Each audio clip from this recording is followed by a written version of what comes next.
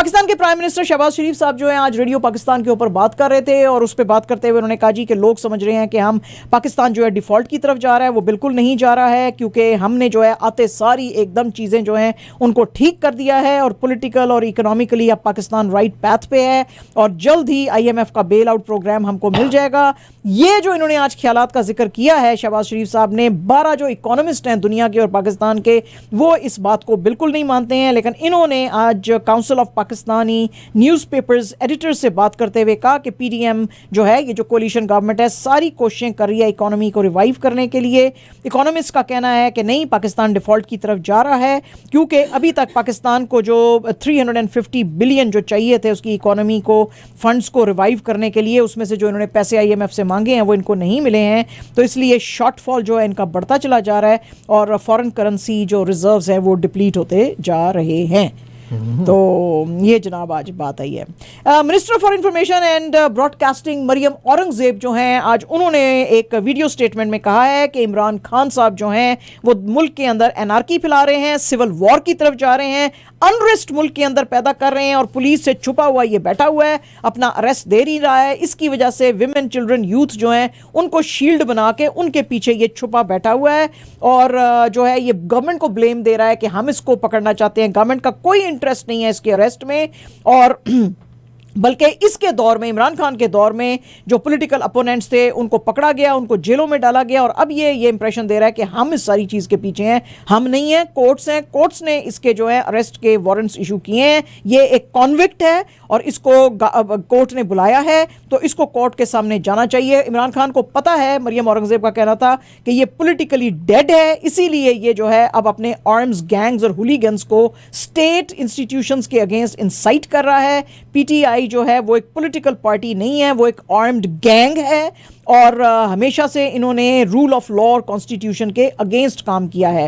उन्होंने कहा जी कि ये जो इसकी टॉक्सिक अप्रोच है कि कोर्ट की भी बात नहीं मानता है और अपने आप को कोर्ट से ऊपर समझता है, तो ये इस चीज़ का बड़ा इसको नुकसान होएगा। वो उन्होंने कहा जी कि मरियम औरंगजेब साहबा ने कि पुलिस और लॉ एनफोर्समेंट एजेंसीज जो हैं उनके बंदे अनआर्म्ड हैं, इसको जो पकड़ने के लिए जाते हैं, इसके बंदे उनके ऊपर हमले करके उनको ज़ख्मी करते हैं। और अगर कोई भी, अब 65 पुलिस पर्सनल तो ज़ख्मी हुए हैं, लेकिन अगर कोई और होएगा तो उसकी जिम्मेदारी इमरान खान पे आएगी, क्योंकि इमरान खान की जो PTI है वो टेररिज्म जो है फैला रही है।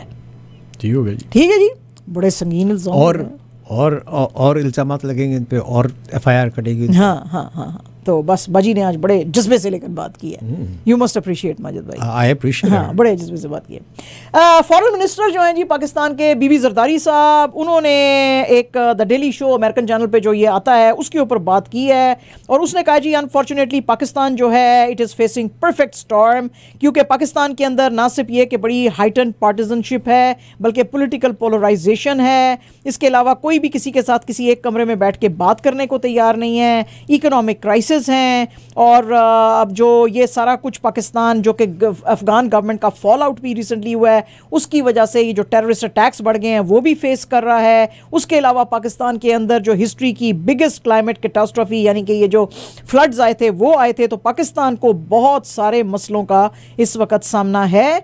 और उन्होंने कहा जी कि ये मुझे समझ नहीं आ रही कि खान साहब अपना अरेस्ट जो है वो क्यों नहीं देना चाहते हैं। कभी ऐसा नहीं हुआ है कि पॉलिटिशियंस जो हैं उनको ऐसे बुलाया गया हो तो वो बात ना करें, या उनको जेलें नहीं हुई हैं कभी हमारे मुल्क में। और वो कहते हैं जी कि ये सिर्फ इसलिए नहीं अरेस्ट हो रहा बिकॉज इसकी ईगो जो है वो बहुत बड़ी है। ये समझता है कि मैं पाकिस्तान का सबसे इंपॉर्टेंट आदमी हूँ, तो इसलिए मुझे कोर्ट के सामने जाने की ज़रूरत नहीं है। And he is making a complete mockery of the judicial system and law and constitution of the country. इसके अलावा उन्होंने कहा जी कि ये जो पोलिटिकल केओस इसने जो सड़कों के ऊपर क्रिएट किया हुआ है, इसलिए किया है इमरान खान ने कि रियल इश्यूज जो हैं पाकिस्तान के, जो एवरीडे पाकिस्तानी को इफेक्ट करते हैं, उससे उसका जो है वो हटाया जा सके ध्यान। डेमोक्रेसी के ऊपर बात करते हैं उन्होंने कहा जी कि जी बिल्कुल पाकिस्तान की डेमोक्रेसी फ्रेजाइल है और मोस्ट ऑफ द टाइम हमारी जो हिस्ट्री है उसमें आप देख सकते हैं कि मिलिट्री डिक्टेटरशिप जो थी वो डायरेक्टली हमें रूल करती रही है। तो इसलिए जो डेमोक्रेटिक वैल्यूज़ हैं उनको बचाने की बहुत ज़रूरत है। अपनी माँ की इन्होंने बड़ी तारीफ़ की, वो ज़ाहिर है वो करनी ही थी, तो जो है वो ये आज इन्होंने भी जो है बड़ा खींचा इमरान खान साहब को। You are listening to WTOR. जी और जनाब आज था वर्ल्ड इंटरनेशनल इस्लामोफोबिया डे और जनाब इसको आज फिर से इसमें इमरान खान साहब की जो है वो इम्पोर्टेंस सामने आई, क्योंकि ये इन्होंने एक स्पीच की थी इमरान खान साहब ने यूनाइटेड नेशंस में 2019 में यूएन जो जनरल असेंबली का जो एड्रेस था उसमें, और मार्च 15 2022 को यूनाइटेड नेशंस ने फिर रिकग्नाइज किया इस्लामोफोबिया को, जो कि चैलेंजेस दुनिया में हैं, और इसलिए मार्च 15 को इंटरनेशनल डे ऑफ इस्लामोफोबिया जो है उसको मनाया जाएगा हमेशा से सारी दुनिया में। अगर आपको इमरान खान साहब का एड्रेस याद होए तो उन्होंने अपनी जो 2019 का बड़ा हिस्टोरिकल एड्रेस था उसमें बात करते हुए उन्होंने कहा कि ये जो राइजिंग रिलीजियस हेट्रेड है, ये नेशनलिज्म है, ये ग्लोबलाइज जो ग्लोबल टेंशंस को खराब कर रही है, ये सब जो हैं आके जुड़ जाते हैं इस्लामोफोबिया के ऊपर। इसमें मुसलमानों को अटैक किया जाता है डिफरेंट कंट्रीज में, उनको विलफुली प्रोवोक किया जाता है, इंसाइट किया जाता है टू हेट देम, और उसके बाद जो है ये एक जो यूनाइटेड नेशंस ऐसा अदारा है जो कि इन चीज़ों को टैकल कर सकता है। उन्होंने उस स्पीच में इंडिया का भी जिक्र किया था। उन्होंने कहा कि हिंदुस्तान एक स्टेट स्पॉन्सर्ड इस्लामोफोबिक्स जो पॉलिसी है वो चला रहा है, मॉस्क्स को जहाँ पे डिस्ट्रॉय किया जाता है, मुसलमानों को मारा जाता है, दूसरी जो माइनॉरिटीज़ हैं उनको भी मार्जिनलाइज जो सोसाइटीज़ हैं उनको दीवार के साथ लगाया जा रहा है। इसमें जो है इसके अलावा जो इन्होंने न्यू लॉज बनाए हैं, वो जो सीए के लॉज थे वो इंतहाई डिस्क्रिमिनेटरी लॉज हैं, जो कि जिसमें कि लोग are at the risk of losing their nationality, मुसलमानों को फॉल्सली ब्लेम किया जाता है, विक्टिमाइज किया जाता है, और यहाँ तक हिंदुस्तान में कहा गया कि ये कोरोना वायरस जो फैला है ये मुसलमान जो है हिंदुस्तान के उनकी वजह से ये फैला है, उनको मेडिकल अटेंशन नहीं दी जाती, उनके बिजनेसेस को बॉयकॉट किया जाता है। तो ये चीज़ सारी दुनिया में फैली जा रही है, तो इस इस्लामोफोबिया को ख़त्म करने की ज़रूरत है, जिसके के बाद यूनाइटेड नेशंस ने ये फैसला किया था कि एक दिन जो इस्लामोफोबिया है उसके नाम उसकी अवेयरनेस लाने के लिए एक जो है काम किया जाएगा। तो आज जनाब फिर से लोगों ने इमरान खान साहब को याद किया कि उनकी वजह से यूनाइटेड नेशंस ने ये दिन मनाया।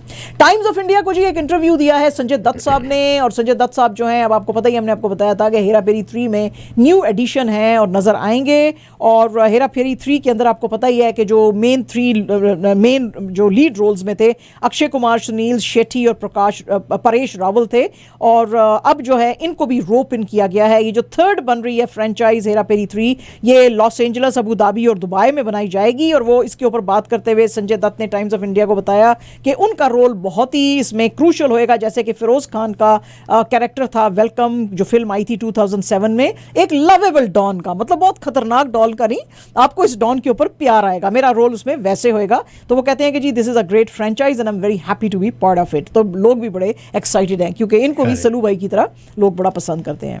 आलिया भट्ट जी टुडे सेलिब्रेट्स हर 30th बर्थडे, और उन्होंने बड़े ही सिंपल तरीके से अपनी जो है वो बर्थडे मनाई। उनका जो केक था उसके ऊपर 30 लिखा हुआ था, लेकिन वो पजामा में देखी गई। उन्होंने अपना वाइट और रेड जो है वो पजामा सूट पहना हुआ था, और एक वाइट काउच पे वो बैठी हुई थी और प्रे कर रही थी, और ये जो है उनकी फर्स्ट बर्थडे है जब से उनकी बेटी राहा कपूर पैदा हुई है लास्ट नवंबर में, तो उसके बाद से ये इनकी पहली बर्थडे थी। तो लोगों ने आज इनको इनके इस ड्रेस में बड़ा पसंद किया।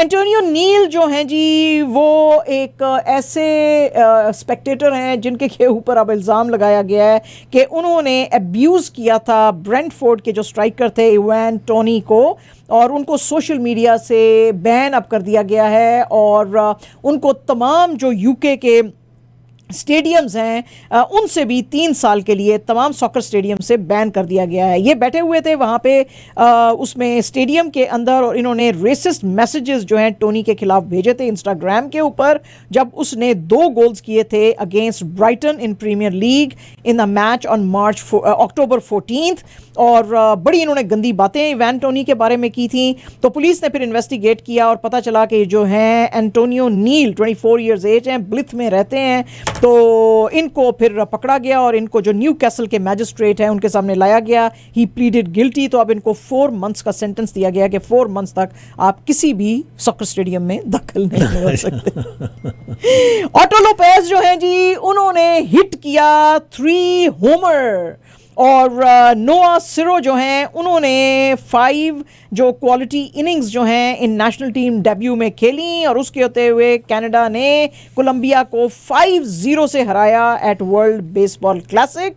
तो अब इसमें इनके पास और अब खुशी आ गई है, क्योंकि अब उनको लग रहा है कि अब ये जो इनकी जीत है उसकी वजह से आगे भी जो मैचेस हैं उसके अंदर मोरल हाई रहेगा और वो ये और अच्छा देंगे अपना, यानी कि अच्छी परफॉर्मेंस देंगे। एंड जनाब absolutely our last news is about Mohammad Rizwan. आपको पता ही है कि मुल्तान सुल्तान्स के कैप्टन हैं और ये जो क्वालिफायर हो रहा था मुल्तान सुल्तान्स और लाहौर कलंदर्स के बीच में PSL के जो ऑनगोइंग मैचेस हैं उनके अंदर, तो इसमें इन्होंने 500 रन जो हैं वो कंप्लीट किए हैं। इन्होंने 500 रन जो हैं 11 इनिंग्स में किए हैं और इसके अलावा इन्होंने 3 कंसेक्यूटिव PSL एडिशंस जो हैं उसमें बैक टू बैक 500 इन्होंने स्कोर किया है। He has become the first player to do so that is the 500 runs in each edition of PSL। पहले इन्होंने 500 runs बनाए PSL 6 में, फिर इन्होंने बनाए 546 in PSL 7 और अब फिर इन्होंने जो है 500 रन स्कोर किए हैं। So unique He is in form. हाँ वेरी मच इन फॉर्म। तो he added another feather to his cap. feather to scalp। आपकी रैप्टर्स जीत गई कल। ओह यस मुझे बड़ा अफसोस हुआ। मैंने कहा मैं तो प्रिडिक्ट करके आई थी कि रैप्टरें हारेंगी, इसीलिए मैंने मैंने कहा कि आपकी रैप्टर्स कल जीत गई। बड़ा खुशी है मुझे। उन्होंने वो भी डिफीट किया है। या बड़ी जबरदस्त टीम है डेनवर की टीम, बड़ी जबरदस्त टीम है और वो जो है वेस्ट की नंबर 1 टीम है, तो उस टीम को इन्होंने हराया जी। यस रैप्टरों ने तो कल रैप्टे मार के सीधा उनको कर दिया। बहुत रैप्टे मारे। There was one time they were up 23 points, not once but twice they were up 23 points, but the bottom line is that they won। हाँ बिल्कुल। वो मैं तो देख रही थी कल different news channels Imran Khan की वो जो कर रहे हैं सारी कवरेज कर रहे हैं इंटरनेशनल जो है, तो मेरे बेटे की चीखने की जब मुझे आवाज़ें आई ना तो मुझे पता चल गया कि भाई रैप्टर्स जो हैं वो जीत गए हैं। तो मैंने फिर उससे पूछा, मैंने कहा भाई क्या हुआ? कहता है ये रैप्टर्स वन। तो मैंने कहा मुझे तुम्हारी चीखों से ही पता चल गया था। आज टोरंटो मैपल लीफ खेल रहे हैं। हाँ जी, अब लीफे पता नहीं क्या तीर मारेंगी। अब देख ले, आज उनका गेम है 7 बजे उनका गेम शुरू होगा, तो you know don't forget to watch that. Start हो गया मुझे लगता है।